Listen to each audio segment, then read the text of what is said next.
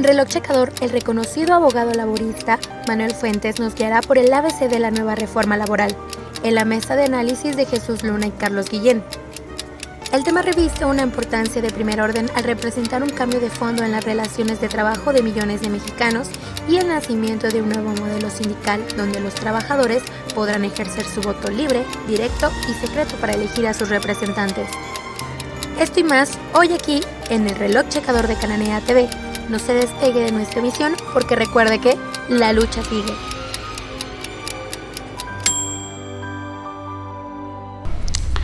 Continuamos aquí en Cananea TV con el licenciado Manuel Fuentes, hablando sobre un tema que es de fundamental importancia para todos los trabajadores mexicanos, la Ley Federal de Trabajo, la reforma laboral que a partir de hace poco más de un mes entró en vigor. Nos comentaba el licenciado sobre lo que estábamos comentando. Sobre el tema estatutario.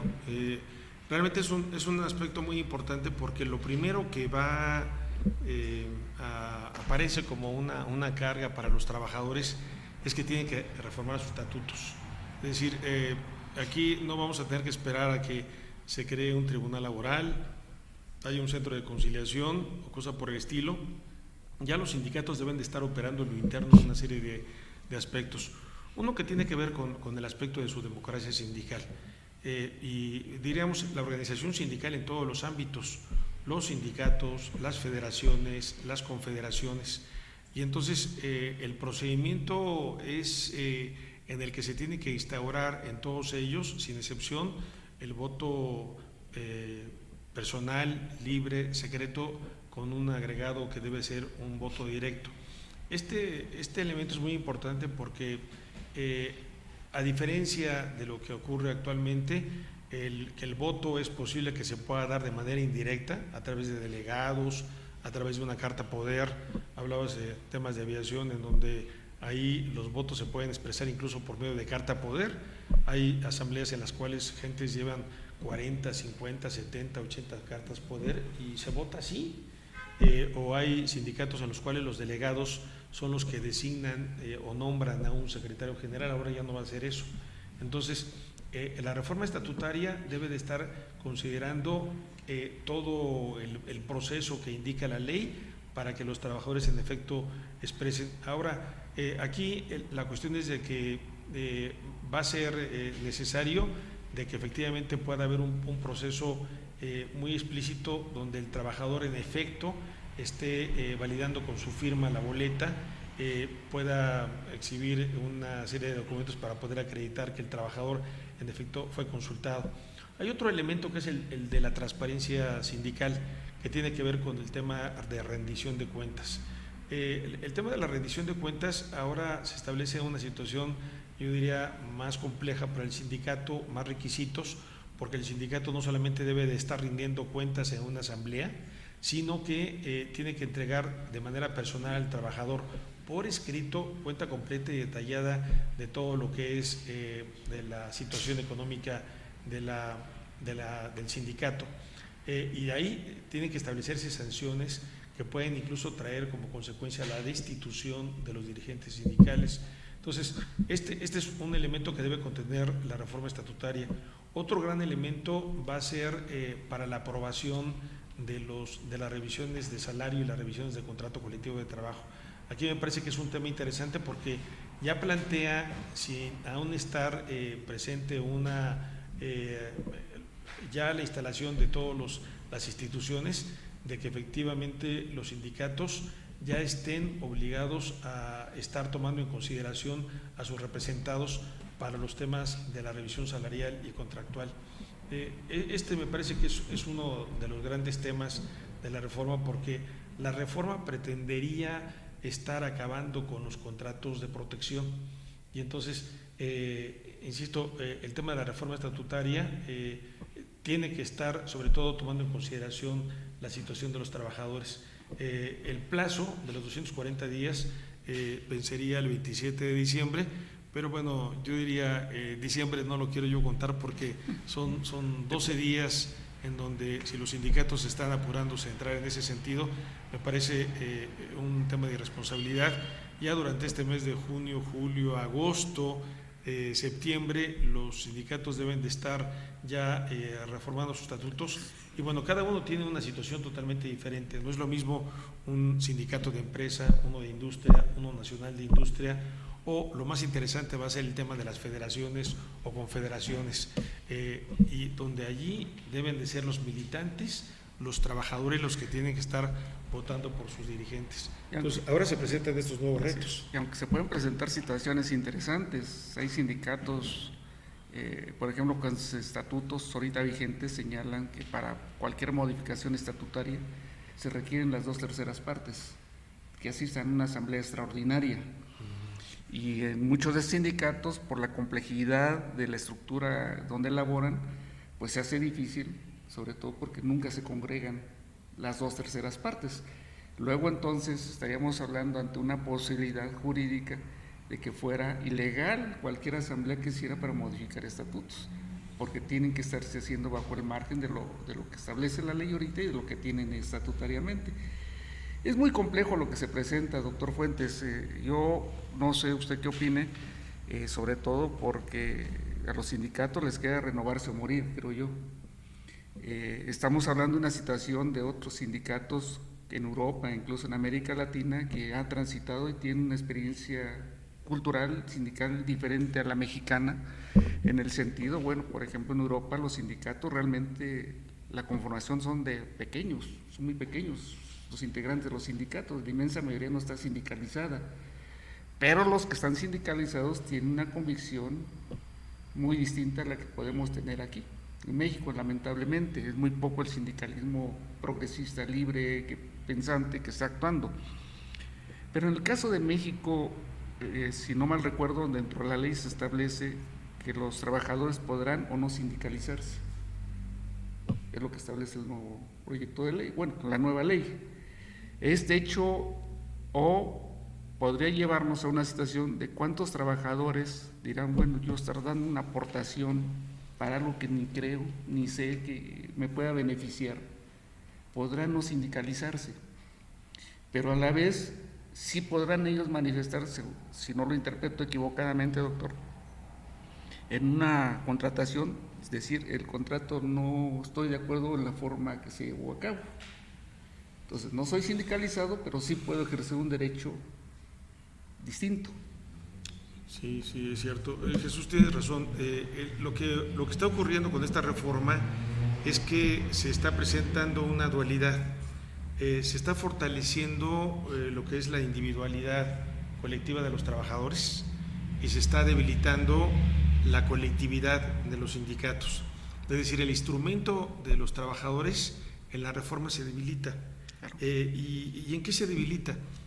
Hubo una modificación en el artículo 110 de la Ley Federal del Trabajo en donde se plantea que el trabajador, si así lo determina, puede solicitar al patrón para que ya no se le descuente la cuota sindical, a pesar de que el trabajador es sindicalizado, forma parte del mismo, hay un estatuto en donde él se está obligando al pago de la cuota sindical, ahora hay un derecho por encima del estatuto en donde lo puede dejar así. Este tema pudiera ser aplaudido y decir, pues qué bueno que el trabajador no se le obligue a pagar la cuota sindical, pero como son las relaciones laborales en nuestro país, permite la injerencia patronal, porque ahí dice que podrá solicitar al patrón que ya no le descuente la cuota sindical. ¿Qué tiene que hacer ahí el patrón en este escenario que tiene que ver solamente con los trabajadores? El meterlo allí propicia que el patrón esté trabajando para debilitar al sindicato. ¿Y de qué manera lo puede hacer? Pues obviamente teniendo acercamiento con el trabajador, diciendo, mira, te vas a ahorrar la cuota sindical, a lo mejor van a ser 50, 70 pesos al mes que te vas a ahorrar, y esto finalmente es una compensación para ti, yo te voy a ayudar de alguna otra manera. Y por otro lado también se establece ya que no se obliga de ninguna manera a los trabajadores a cuando ingresan a laborar a formar parte de un sindicato. Entonces, esta forma como está estructurada ha sido un diseño similar a lo que ocurre en Centroamérica, en Colombia, en donde se ha priorizado la libertad sindical individual.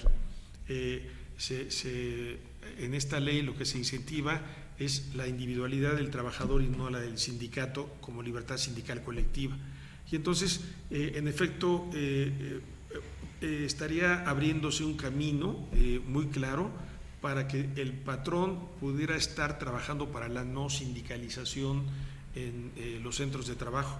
Y es un derecho que han estado propalando, de que es válido que en los recuentos de titularidad pueda haber que se vote por el sindicato A, el sindicato B, o simplemente decir yo no quiero ser sindicalizado.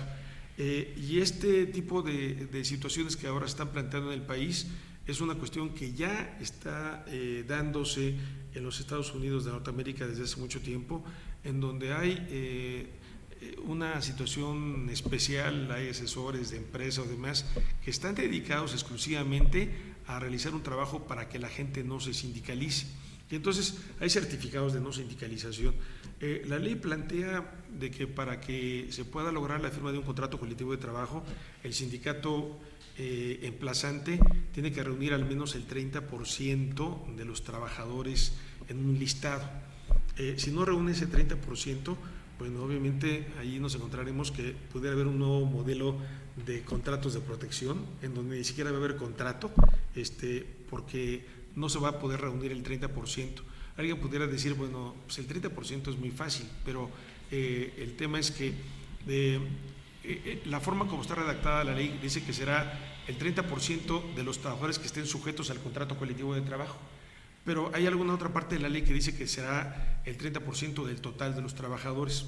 Lo que hemos observado en muchos centros de trabajo es de que hay un número importante de trabajadores, dijéramos 1,000 trabajadores, y solamente un 30 o 40% de ellos está sindicalizado. Y entonces el patrón, cuando le convenga, puede usar el universo de los 1,000 trabajadores, y cuando no le convenga, bueno, puede ser un escenario de los 300 trabajadores como referencia. Entonces, en efecto, a mí me parece que de los problemas que ahora se ve es que esta reforma laboral pueda traer como consecuencia el debilitamiento de los sindicatos auténticos, o bien aprovechar que el patrón pueda estar jugando con sus sindicatos que ellos manejan, porque actualmente quien tiene mayores sindicatos son los patrones y no los trabajadores. Son ellos los que tienen el control a través de sindicatos que ellos han hecho por sí mismos, ponen a gente de su confianza y son los que hacen el modelo sindical en ese sentido. Y entonces se puede estar creando un fenómeno de retroceso en ese sentido.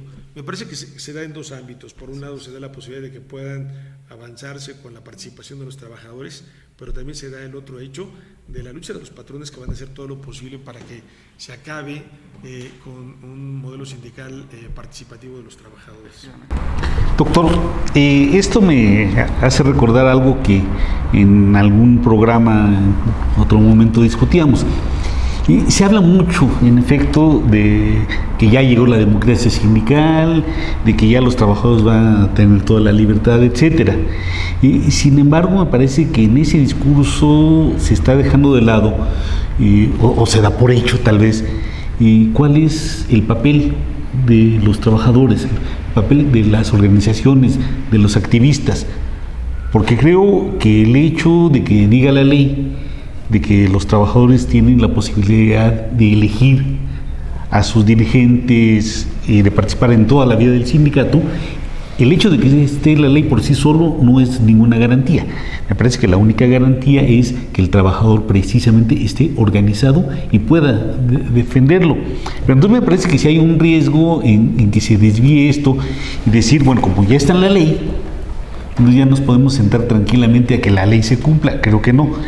Y para una franja del sindicalismo, muchos de los elementos que desde mi punto de vista son positivos de esta reforma, pues son cosas que desde hace tiempo hemos venido practicando. O sea, muchos de los sindicatos, de los surgidos desde los 70s, 80s y todavía algunos surgen por ahí, hemos surgido precisamente en la práctica de la democracia sindical, la elección por voto directo, universal y secreto, rindiendo cuentas, lo cual luego nos mete en líos, etcétera, pues.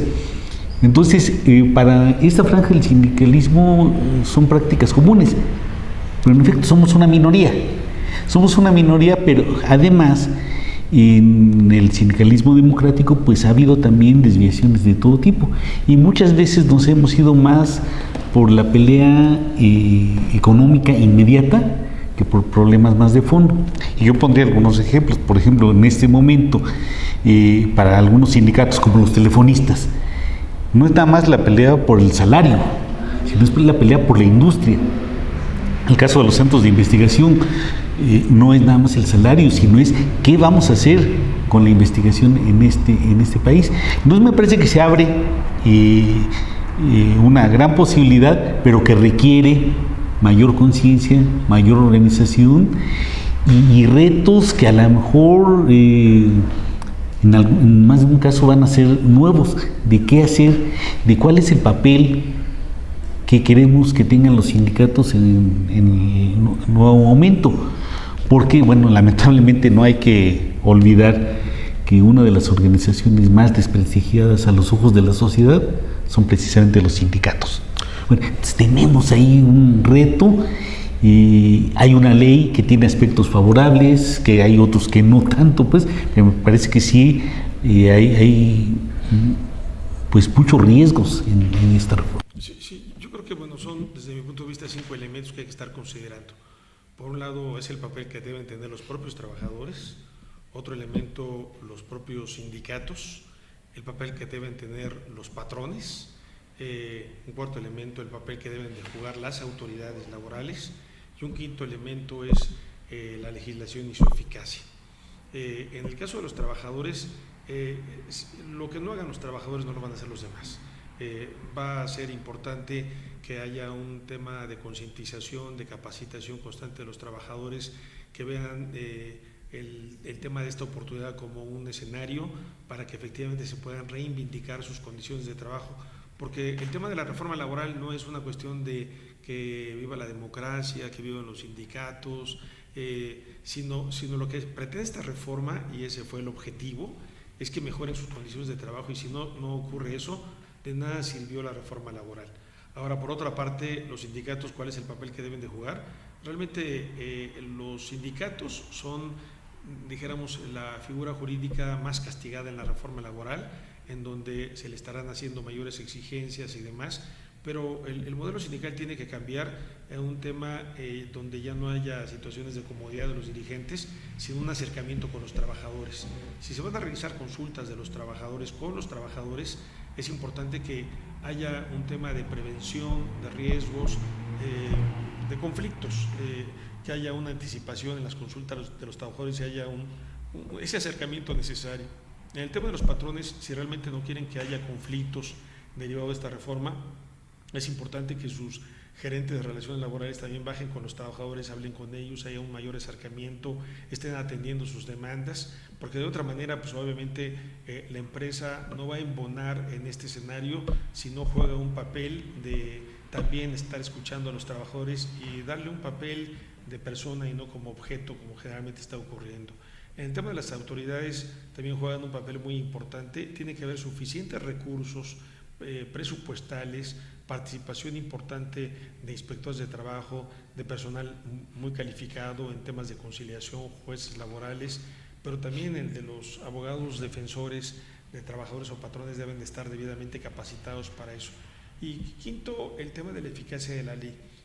La ley se hizo muy a las prisas y requiere realmente de verificar en la práctica cómo vaya funcionando y lograr que haya una efectividad en ese sentido y que realmente haya medidas para que efectivamente esta democracia pueda jugar un sentido. Yo no creo que la democracia pueda darse por decreto ni por una ley o demás, sino es un proceso complejo en donde no solamente es la propia aparición de la ley. Si no se aprovecha esta oportunidad, insisto, va a ser muy difícil de que se pueda lograr realmente un sindicalismo auténtico. Es oportunidad para los trabajadores, es oportunidad para los patrones poder estar jugando un elemento de que esta reforma laboral pueda ayudar a las empresas para mejorar productividad, pueda ayudar a los trabajadores para mejorar su salario y a los sindicatos para que realmente puedan ser sindicatos de verdad. Pues conceptos muy interesantes y muy importantes y precisamente porque los trabajadores deben tener clara esta situación, invitamos a nuestro público a que sigan nuestro programa, a que lo comparta en las redes, a que nos compartan en Twitter, @cananea_tv, Cananea TV en Facebook, Instagram, YouTube y en nuestra página www.cananeatv.com. Nos vamos a un corte y regresamos en unos momentos.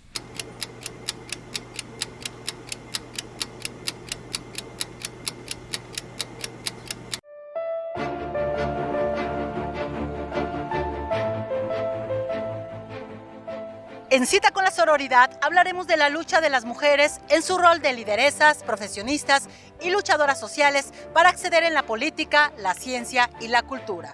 Un empoderamiento desde el cual buscan transformar a México. Soy Griselda Lozada y las espero en Cananea TV, porque la lucha sigue.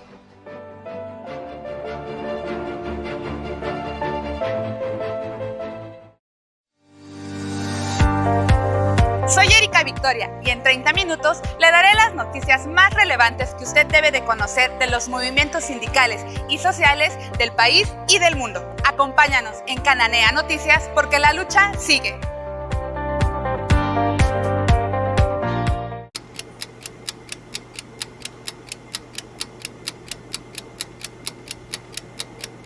Regresamos en este espacio con el doctor Manuel Fuentes. Es mucho todo lo que nos queda por platicar, pero quisiera yo comentar, más bien preguntarle al doctor, aprovechando su enorme sapiencia y presencia. Dentro de las cosas que quedaron fuera de la Ley Federal del Trabajo, por los comentarios que se hacen que esta ley se hizo, pues no tanto por el cumplimiento constitucional de una reforma que se hizo con anterioridad, sino por la exigencia de parte del gobierno de Estados Unidos, principalmente por la parte demócrata, que exigía que una de las condiciones que establecía para la firma del nuevo tratado era que primero se hicieran algunas modificaciones, entre ellas la de la Ley Federal del Trabajo. Y sin duda este apresuramiento y la falta, desde mi punto de vista, de oficio jurídico de gran parte de los integrantes de las cámaras, tanto diputados como senadores, pues los llevó, no sé si yo quisiera no pensar intencionalmente, pero sí falta de muchas cuestiones, entre ellas lo del outsourcing. El outsourcing, que sin duda es un tema fundamental, porque gran parte del trabajo actual pues es por este medio. Pero mucho sería más importante conocer tu opinión, doctor, sobre este tema y sobre lo que tú consideres que faltó o que habría que revisar más adelante por parte de los trabajadores y bueno, por los litigantes de buena fe que quieran contribuir a mejorar o evitar que tengamos una ley tan lesiva en contra de los trabajadores.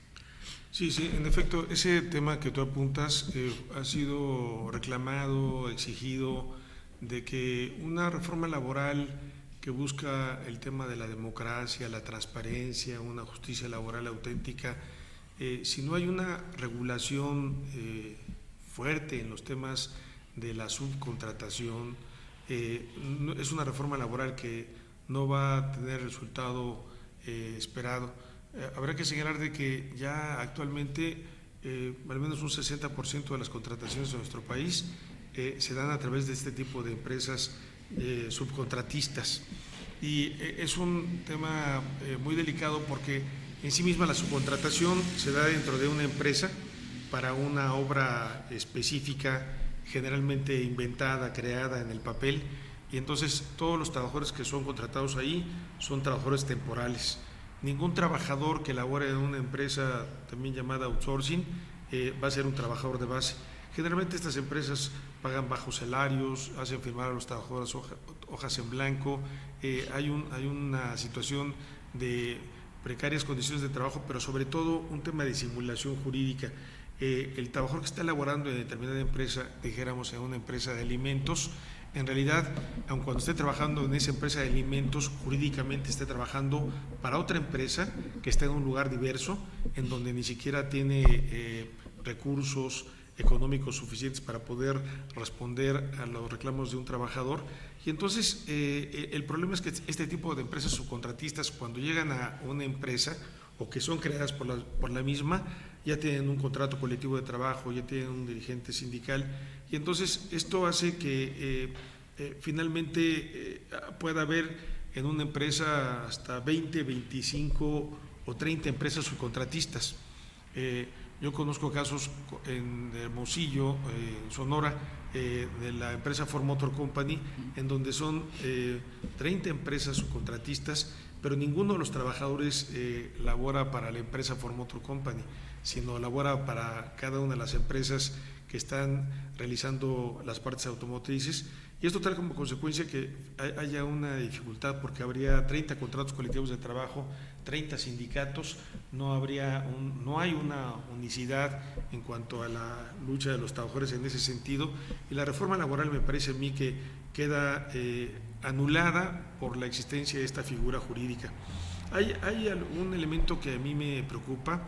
El artículo 33 de la Ley Federal del Trabajo plantea un agregado en donde los patrones pueden convenir con los trabajadores sin necesidad de que acudan a la Junta de Conciliación y Arbitraje.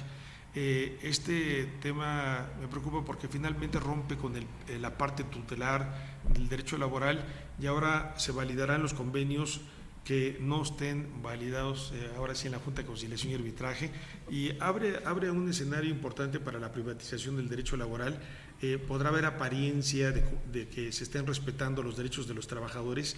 Nadie va a dar fe qué dinero se le está pagando a los trabajadores, de qué forma o demás, y esta circunstancia ya está plasmada en el último párrafo del artículo 33 de la Ley Federal del Trabajo.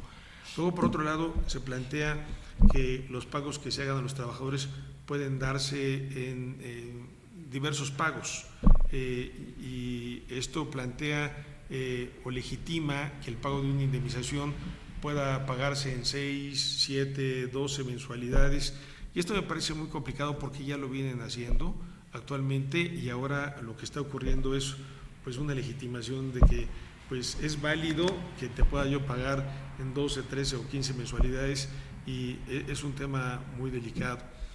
Por otro lado, hay una circunstancia que me preocupa mucho, que tiene que ver ahora con el escenario del aviso de despido.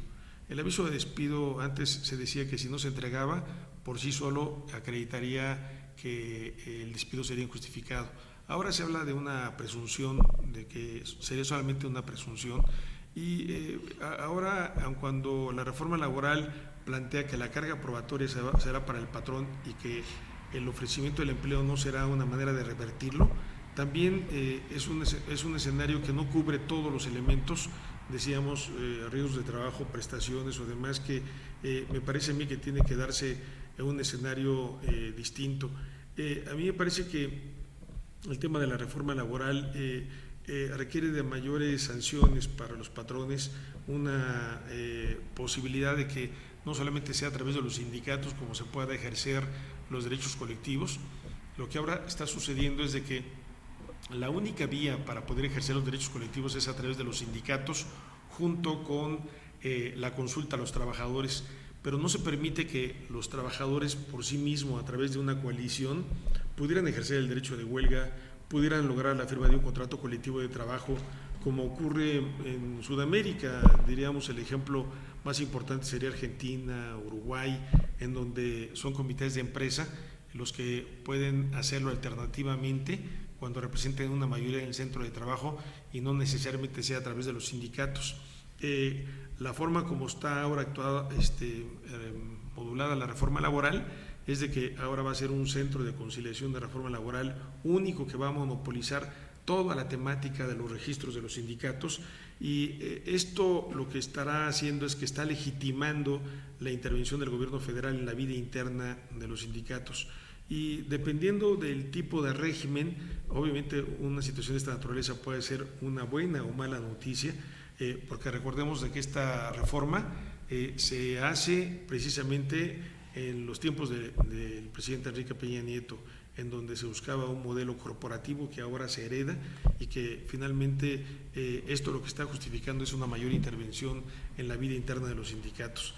En fin, son muchos retos los que tienen los trabajadores, pero yo diría de manera particular es de que no hay una obligación real a las autoridades para que lleven a cabo una vigilancia que pueda hacer que esta reforma no solamente sea una reforma que esté en el papel y que pues puede quedar como letra muerta si no hay una vigilancia real de parte de la autoridad y sanciones efectivas también para las empresas, que incluso pueda traer como consecuencia destitución de gerentes, la suspensión de las operaciones de una firma o demás. Todo se carga en perjuicio de los sindicatos o de los trabajadores, y a las empresas apenas si se les toca cuando hay una violación o puede haber una violación o alteración de cuestiones relativas a las actas o democracia sindical que son necesarias. En ese sentido me parece que habrá que esperar los escenarios, pero ya como anotábamos al principio, la reforma estatutaria que se tienen que llevar a cabo los trabajadores deben de ser de las primeras tareas, y creo que en ese sentido habría que ser muy puntual para que los trabajadores tuvieran una claridad, para que la reforma estatutaria fuera para avanzar y no solamente fuera un tema burocrático de cumplir, y que realmente se lograra para beneficio de los trabajadores. Efectivamente. Pues hablando de tiempos, pues originalmente la reforma a la Ley Federal del Trabajo tenía que haber estado hace bastante tiempo, de acuerdo a la reforma constitucional. Bueno, ahora ya los tiempos dan para que se cumpla, porque eso nos lleva a otra parte, que es los recursos. Y si uno de los problemas que siempre ha habido es la falta de inspectores del trabajo, porque no hay recursos, ahora la transformación de todo el sistema de justicia laboral y seguramente va a implicar muchos recursos, y eso es precisamente algo que en los actuales tiempos está escaseando mucho. ¿Cómo estamos al respecto? Bueno, primero te quisiera decir de que ya este mes de mayo ya salieron 450 inspectores de la Secretaría del Trabajo, derivado de esta austeridad que ha planteado el presidente de la República, y nos parece mala noticia de que en el mismo mes que se publica la reforma laboral, en el mismo mes salen 450 inspectores. Eso no es posible. Perdón, ¿450 de cuántos? Para darnos una idea. 1.800 inspectores. Entonces, realmente nos parece una mala noticia. Un aspecto que tú planteas, que es el del presupuesto, eso es fundamental. Habrá que señalar de que debe de haber presupuesto suficiente en cada uno de los estados de la República, porque cada estado tiene que contar con un centro de conciliación y a la vez con un tribunal laboral estatal, en donde van a conocer de los conflictos que se den, y por un lado debe ser la parte conciliatoria y por otro lado debe ser la parte de los juicios. Y al mismo tiempo, en el ámbito federal, el Poder Judicial de la Federación tiene que tener juzgados laborales en todo el país en el ámbito federal, y por otro lado debe haber la construcción de un centro de conciliación y de registros laborales que se va a encargar no solamente de las conciliaciones, sino de llevar a cabo la administración de los registros, de los contratos colectivos de trabajo y de los sindicatos en todo el país.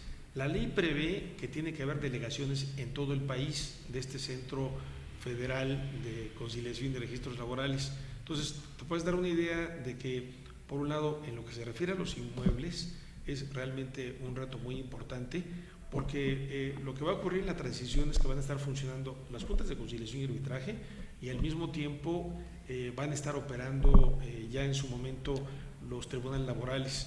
Esto va a significar una derrama muy importante en el tema del presupuesto, y bueno, un tema muy importante, estos inmuebles tienen que estar con personal, y este personal tiene que estar capacitado, tiene que ser un personal que pueda estar atendiendo a las nuevas realidades, y tiene que ser un personal suficiente. Te quiero comentar de que actualmente en el ámbito federal hay 450,000 expedientes tan solo en la Junta Federal de Conciliación y Arbitraje, y año con año llegan 80,000 expedientes. Entonces, si en el nuevo modelo procesal laboral se indica que los jueces tienen que estar de manera obligada al menos en 2 audiencias, esto quiere decir de esos 80,000 juicios que llegan, habría la necesidad de que hubiera 160,000 audiencias al año. ¿Con qué personal se va a llevar a cabo, considerando de que los jueces que tenemos actualmente son jueces de Angora, al menos cobran 300,000 al mes? ¿Qué tipo de jueces van a ser? Tienen que construirse estos juzgados, como los hemos visto en las películas, donde está el juez con su toga, está espacio para el público, para los abogados defensores, para que pueda darse ese escenario en donde actualmente no lo tenemos. Las juntas de conciliación y arbitraje lo que han hecho es un modelo en el cual se pueden llevar a cabo hasta 50 audiencias al día, y ahora en este modelo no podrá haber más de 2 audiencias al día.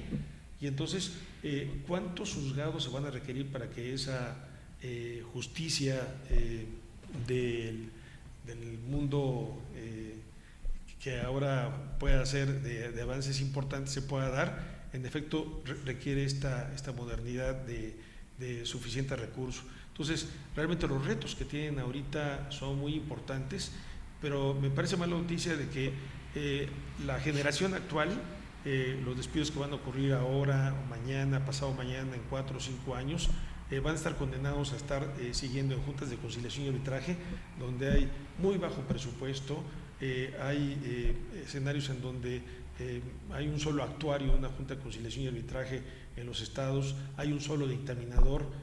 Por ejemplo, la Junta Federal de Conciliación y Arbitraje tiene actualmente en fila 64,000 expedientes ya terminados para que se dictaminen, y hay juntas especiales que solamente tienen un solo dictaminador.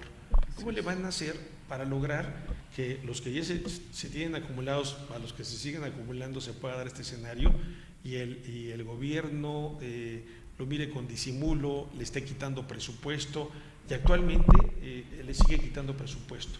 La Junta Local de Conciliación y Arbitraje a principios de año se despertó con menos de 100 trabajadores, cuando la situación no merece. La Junta Federal de Conciliación y Arbitraje le fueron retirados ya iniciando el año 300 trabajadores, y entonces este modelo no da en una condición en la que tiene que haber una responsabilidad real del Estado para que pueda haber una justicia laboral.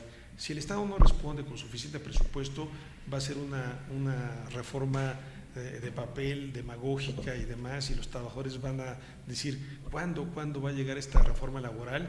Y pues la realidad le va a decir, pues va a ser dentro de 2 o 3 años, o espérate que llegue un nuevo gobierno, o espera que el precio del petróleo pueda incrementarse para que a lo mejor tengas justicia laboral de verdad, pero no lo creo. Pues se ve complejo y ojalá que esta ley no sea el gatopardismo legislativo, es decir, que todo cambie para que todo siga igual, sobre todo porque no solamente es la cantidad de recursos, sino la calidad de quienes van a impartir justicia. El problema, desde mi perspectiva, no sé si tú lo compartes, doctor, el sistema judicial, el pensar que las juntas, que hay corrupción, que sin duda la hay, sin duda existen muchas cuestiones que lesionan los legítimos intereses de los trabajadores y de los patrones incluso también, pero no es matando al enfermo como se cura la enfermedad. Pensar que en los juzgados se van a solucionar los problemas porque los juzgados son personas intachables, llenos y de virtudes y de éticas y valores, de honorabilidad, pues es también pensar lo que a diario vemos cuando no se cita un juez, se citan juzgados que cometen muchas faltas, y más en los estados donde se da ese parentesco entre quienes gobiernan un estado o quienes gobiernan un municipio y los jueces. Lamentablemente esa situación tendría que haber una modificación estructural, me parece también, en el sistema judicial, como para comenzar a pensar que se empiezan a cambiar nuestro sistema de justicia en México y más en el ámbito laboral. No sé tú, ¿cuál sería tu opinión, doctor? Sí, totalmente de acuerdo. Una reforma laboral que no tenga una vigilancia, que no tenga sanciones efectivas para este tipo de complicidades, no va a ser una reforma laboral adecuada. No solamente hay familiares, sino a veces hay complicidades, son socios. Para mí ha sido una mala noticia de que no se federalice la justicia laboral, que haya tribunales locales en cada uno de los estados y que finalmente los gobernadores sigan incidiendo en este ámbito. Para mí es mala noticia que un presidente de la República o el Poder Ejecutivo se meta en los asuntos de libertad sindical, de contratación colectiva. Debe ser un tema ajeno a los poderes, al tema político, y que finalmente me parece que son de los retos que tenemos que estar jugando. Entonces son escenarios de la nueva era, pero me parece a mí que los trabajadores tienen que prepararse, tienen que capacitarse y no estar esperanzados a que el gobierno lo dé todo. Es un reto. Efectivamente, porque la lucha en este país siempre ha sido a partir de los trabajadores. Nada más que los trabajadores hemos ido perdiendo con el tiempo, nos hemos metido en nuestro estado de confort, pero hay que regresar otra vez. Sin duda, doctor, te agradecemos muchísimo, de verdad, tu enorme apoyo a esta transmisión. Esperamos contar con otra participación tuya. Yo creo que sería muy agradable para todos nosotros. Pero sobre todo, todas sus aportaciones, deseamos que todos los que nos siguen a través de nuestras vías de comunicación, que son Twitter, Facebook y nuestra página de Cananea TV, puedan dar sus opiniones, puedan preguntarnos incluso qué más le podíamos exigir al doctor Fuentes que nos pudiera apoyar para dar contestación a muchas inquietudes, que son algunas de las que tratamos de recoger de los que estamos en el mundo del trabajo, pero que sin duda hay más. De verdad, muchas gracias, doctor. Muy agradecido por tu participación, compañero Carlos Guillén, igual por acompañarnos mutuamente en esta transmisión, y sobre todo a quienes hacen posible que nos vean y nos escuchen a través de Cananea TV. Porque la lucha sigue.